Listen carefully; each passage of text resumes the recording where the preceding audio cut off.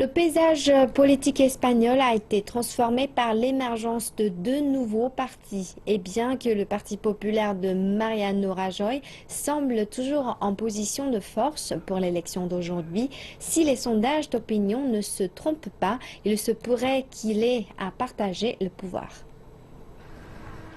Le voici tout sourire avec ses partisans. Mais Mariano Rajoy est un homme sous pression. Cette semaine, le Premier ministre a été frappé alors qu'il était en campagne dans sa région d'origine, la Galice.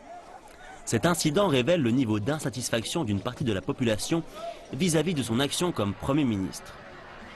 Malgré cela, le Parti populaire au pouvoir semble bien parti pour remporter l'élection, quoiqu'en perdant sa majorité. Et cela s'explique principalement par le tournant qu'a pris l'économie espagnole, une économie qui croît plus vite que celle de l'Allemagne, de la France ou du Royaume-Uni. Pour moi, c'est le candidat idéal et le Parti populaire est le parti idéal. Pourquoi? Parce que nous avons l'expérience nécessaire. Nous pouvons aider le pays à avancer. Je ne pense pas que ce soit le bon moment pour des expérimentations. Pas maintenant. Le Parti socialiste, ou PSOE, l'autre parti traditionnel espagnol, a connu des transformations importantes depuis qu'il a été battu à plate couture lors des élections de 2011. Et le dirigeant Pedro Sánchez a fait de son mieux pour reprendre du terrain lors d'un débat télévisé très animé. Les Espagnols devront choisir librement par leur vote celui qui sera leur prochain Premier ministre. Mais je vous préviens que si vous demeurez Premier ministre, le coût pour notre démocratie et pour l'institution que vous voulez représenter sera énorme. Car le Premier ministre doit être une personne décente. Et vous, Monsieur Rajoy, vous ne l'êtes pas. Mais le véritable intérêt de cette élection réside dans le fait que le paysage politique espagnol a considérablement changé. Le parti centriste Ciudadanos, Parti des citoyens, est mené par Albert Rivera, 36 ans.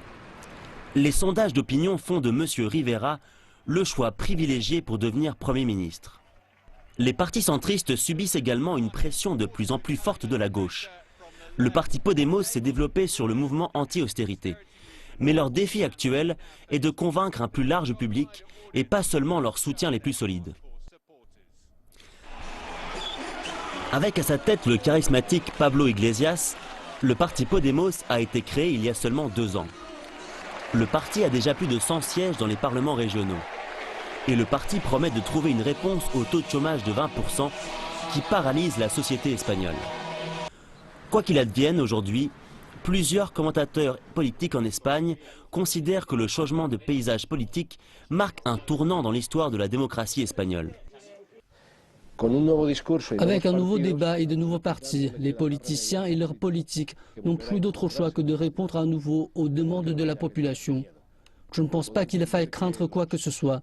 Je comprends toutefois que les partis les plus conservateurs d'Espagne soient effrayés.